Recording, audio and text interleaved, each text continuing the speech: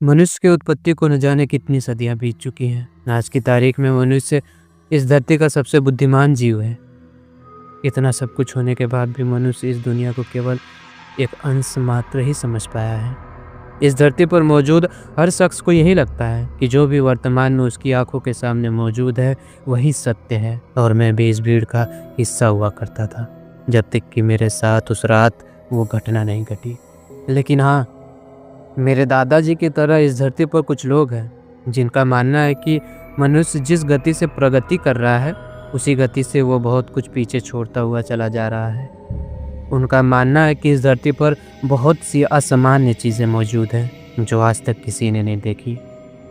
यह केवल उनका एक तर्क है जो कि उनकी किसी निजी घटना से प्रेरित न होकर बल्कि किसी अन्य व्यक्ति की बातों पर प्रेरित है, जिसे उन्होंने बिना किसी तर्क वितर्क के इसे स्वीकार कर लिया, जिसे हम लोग अक्सर झुठला देते हैं। लेकिन अगर किसी दिन आपका सामना स्वयं सत्य से हो जाए तो आप उसे झुठला नहीं सकते। जैसा कि उस रात मेरे साथ हुआ। जब मेरी उम्र महज 8 साल की थी, तब मेरी बीमार माँ मुझसे 100 दफ़ा साथ रहने का वादा करने के बाद भी मुझे अकेला छोड़कर चली गई। माँ की मौत के बाद जिस पिता को सब कुछ संभालना था वो खुद को ही नहीं संभाल पाए और मानसिक रूप से बीमार हो गए। 60 साल की उम्र तक काम करने के बाद जिस शख्स को आराम करने का मौका मिलना चाहिए था, उस शख्स को अपने 35 साल के बेटे को अपने हाथों से खाना खिलाना पड़ रहा था। दादाजी द्वारा इलाज कराने के बाद जब पिताजी होश में आए तो उन्हें महसूस हुआ कि माँ के मौत के बाद अब इस दुनिया में उनका कोई काम नहीं। और फिर एक दिन उन्होंने खुदकुशी कर ली।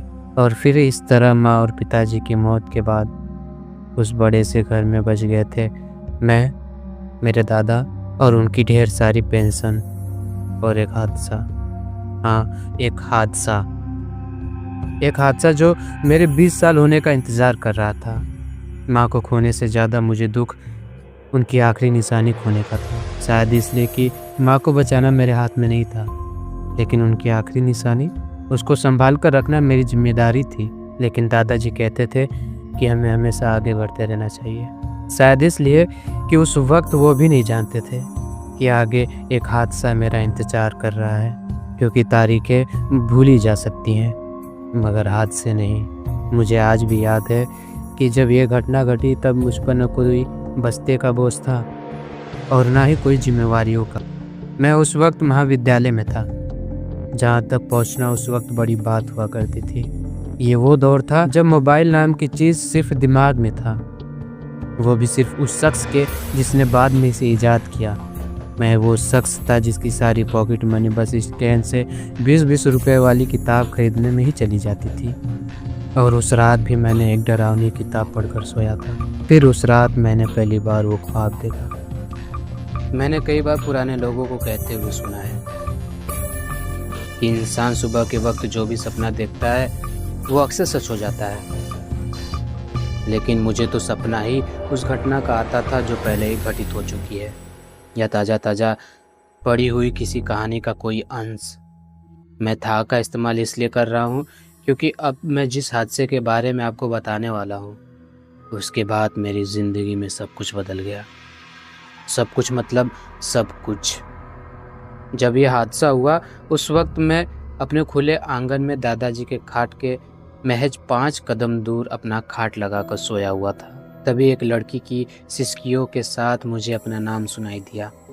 उस आवाज़ ने मुझे नींद से जगा दिया। मैंने अपनी आंखें खोली तो सामने काले आसमान और एक गोल बड़े चांद के अलावा कुछ भी नहीं दिखाई दिया। दादाजी की तरफ देखा तो वो सोए हुए थे। मैंने अपने आसपास नज़र घुमाई लेकिन मुझे कोई नज़र नहीं आया। लेकिन मुझे अब भी लड़की की सिसकियाँ सुनाई दे रही थी। तभी मैंने उसी आवाज़ में दोबारा अपना नाम सुना और इस बार आवाज़ के केंद्र तक पहुंच गया। घर की 4.5 फीट की फाटक के ऊपर एक पतली गर्दन और उसके ऊपर एक मासूम चेहरा जिसका रोना तो बंद हो गया था लेकिन सिसकियाँ नहीं। और फिर उसने मुझसे कहा, प्लीज़ मेरी मदद करो। कई बार किसी इंसान की परिस्थितियों को समझने के लिए सिर्फ उसके 2 शब्द ही काफ़ी होते हैं। और अगर वो शब्द भी आंसुओं से लिपटे हुए हो तो उसकी विकट परिस्थितियों का अंदाजा आसानी से लग जाता है। उस मासूम और परेशान चेहरे ने जब भीगे हुए शब्दों में सिसकियों के साथ उसने मुझसे कहा कि प्लीज़ मेरी मदद करो, तो मैं खुद को उठने से रोक नहीं पाया। उस चांदनी रात को मुझे उसका चेहरा साफ साफ नजर आ रहा था। चांद की रोशनी जब उसकी नीली आंखों में मौजूद आंसू के कतरों पर पड़ रही थी तो मानो कि वो मोती की तरह चमक रहे थे। उसकी जुल्फे पसीने से भीग जाने की वजह से उसके चेहरे पे चिपक रही थी और उसके होंठ कांप रहे थे। और उसने उन्हीं कांपते हुए होठों से दोबारा कहा, प्लीज़ मेरी मदद करो, मगर इस बार रोते हुए। मैं आ रहा हूँ, तुम रो मत, मुझे बताओ क्या हुआ है। कहते हुए मैं भाग कर गया और फाटक खोलकर एकदम से उसके नज़दीक चला गया। प्लीज़ मेरे साथ चलो, कहते हुए उसने अपने दाएं हाथ से मेरा बायां हाथ पकड़ लिया और दाईं ओर लेकर चल पड़ी। उसने 2 कदम भी आगे नहीं बढ़ाए थे कि मेरी नज़र उसके सिर पर पड़ी। उसका सिर पीछे से फटकर अलग हो रहा था। मैं अचानक से उठकर बैठ गया। शायद ये एक ख्वाब था। कैसा हो अगर किसी दिन आपको पता चले कि आप जो ज़िंदगी जी रहे हैं वो एक ख्वाब है और ये आपकी मौत के साथ ही ख़त्म होगा, और जब आपकी मौत आएगी तब आप किसी दूसरी दुनिया में सोकर उठेंगे जो कि आपकी असली दुनिया होगी। ये सुनने में जितना अजीब है उतना ही अजीब था मेरा वो सपना जो मैंने आपको बताया, और उससे ज़्यादा अजीब ये बात कि वही सपना मुझे उसके 4 रातों को भी आया और उनमें एक रत्ती भर का भी कोई फ़र्क नहीं था। ऐसे में अगर कोई आपसे आकर कहे कि उसने हाथी को उड़ते हुए देखा है तो आप उसे भी सच मान लेंगे। इन 5 दिनों में मेरी ज़िंदगी पूरी तरह बदल गई। हर वक्त यही लगता था कि कहीं ये भी तो कोई ख्वाब नहीं। खुद को बार बार काट कर जांच करता था ये सच में कोई ख्वाब तो नहीं। जब छठी रात को मैं लेटा हुआ था तो मन ही मन में सोच रहा था कि अगर आज भी वही सपना आया तो आज मैं डरूंगा नहीं बल्कि उसके साथ जाऊंगा, या मैं उसके आगे हो जाऊंगा, या ऐसा करूंगा या वैसा करूंगा। मेरी 20 साल की उम्र में मेरी ज़िंदगी की यह पहली रात थी जो बिना सोए कट गई। दादाजी को लग रहा था कि मैं पढ़ाई और परीक्षा को लेकर चिंतित हूँ। सुबह मैं खाट पर बैठा था कि उन्होंने कंधे पर हाथ रखकर कहा कि बेटा, असली इम्तिहान तो ज़िंदगी लेगी, ये कॉलेज वाले तो सिर्फ समय लेते हैं। अब दादाजी को कैसे बताऊं कि मेरी ज़िंदगी का इम्तिहान शुरू हो चुका है। पिताजी को हमेशा लगता था कि माँ की मौत के जिम्मेदार वो हैं, क्योंकि जब माँ को उनकी ज़रूरत थी तब वो उनके पास नहीं थे। माँ की मौत से पहले मैं अपने पिता से उतनी बार ही मिला था जितनी बार आप अपने माँ के काका के लड़के के ससुर से मिले हैं। वो जब भी घर लौटे वक्त कम और खिलौने ज़्यादा लाते थे, जैसे कि कोई छोटा बच्चा घर आए किसी दूर के चाचा से मिलता है।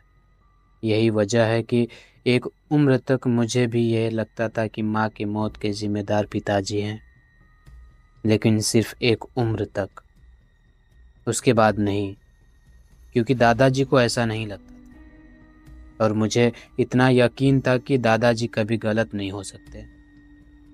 लेकिन फिर भी लाख कोशिशों के बाद भी मुझे कभी पिताजी की याद नहीं आई। दादाजी चाहते थे कि अब मैं पिताजी की मोटरसाइकिल लेकर कॉलेज जाऊं, ताकि मोटरसाइकिल भी बड़ी बड़ी कबाड़ ना बने और पिताजी की मौत के बाद किसी तरह से ही सही मैं उनसे जुड़ सकूं और कुछ दोस्त बना सकूं। जबकि उन्हें मालूम था कि जो 70 मिनट में हर रोज़ ट्रेन के गेट पर किताब पढ़ते हुए ट्रेन की हर छुक छुक के साथ अपनी एक एक धड़कन जोड़ते हुए बिताता हूँ, वो मेरे पूरे दिन के सबसे बेहतरीन पल होते हैं।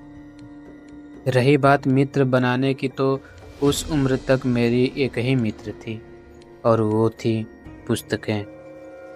लेकिन उस दिन पूरी रात जागने के बाद मैं इस बात से अनजान था कि अगली सुबह एक नई कहानी पुस्तकालय में मेरा इंतज़ार कर रही थी। पहले कभी कभी मैं खुद से ये सवाल करता था कि अगर ये सारे रंग तो होते लेकिन ये काला रंग नहीं होता तो ये अंधेरा ही नहीं होता। तो क्या डर का तब भी वही वजूद होता जो आज है? और तब मेरा जवाब होता था ना। लेकिन अब अगर आप मुझसे पूछेंगे तो मेरा जवाब होगा हाँ। कई बार एक हादसा इंसान की एक उम्र पुरानी विचारधारा को भी बदल कर रख देता है।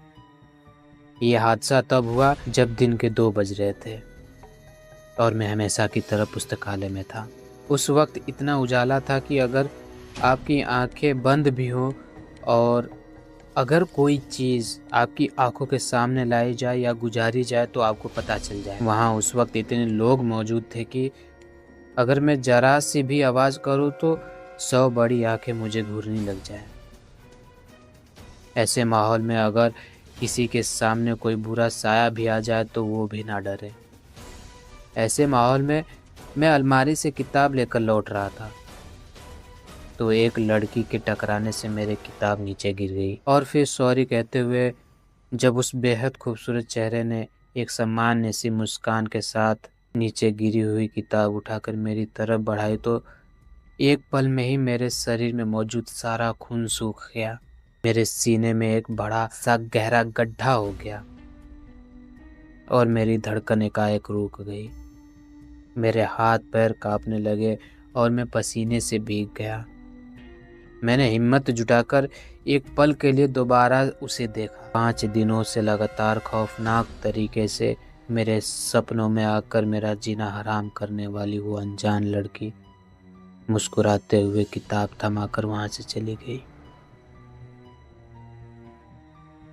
इंसान अपनी जिंदगी में सबसे ज्यादा लाचार तब होता है जब उसका शरीर उसका साथ छोड़ देता है। मनुष्य के साथ ऐसा अक्सर तब होता है जब वो अपनी उम्र के आखिरी पड़ाव पर होता है, जब उसका मन तो कर रहा होता है कि अभी एक मुक्के में इस दीवार को तोड़ दूं, लेकिन जब वो खड़ा होता है तो उसके पैर कांप जाते हैं।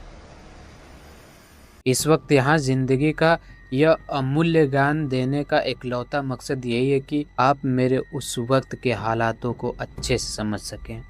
उस वक्त अगर कोई मुझसे मेरी कोई एक ख्वाहिश पूरी करने को कहता तो मैं कहता कि वो मुझे मेरे घर तक छोड़ दे, क्योंकि मेरा शरीर पूरी तरह से सुन्न हो गया था। अगर उस वक्त मेरा शरीर मेरा साथ दे रहा होता तो मैं भागकर सीधा घर जाता और खुद को कंबल से पूरी तरह लपेट कर सो जाता और दुआ करता कि मुझे नींद ना आए, क्योंकि अब मेरे ख्वाब पूरी तरह से उसके बस में थे।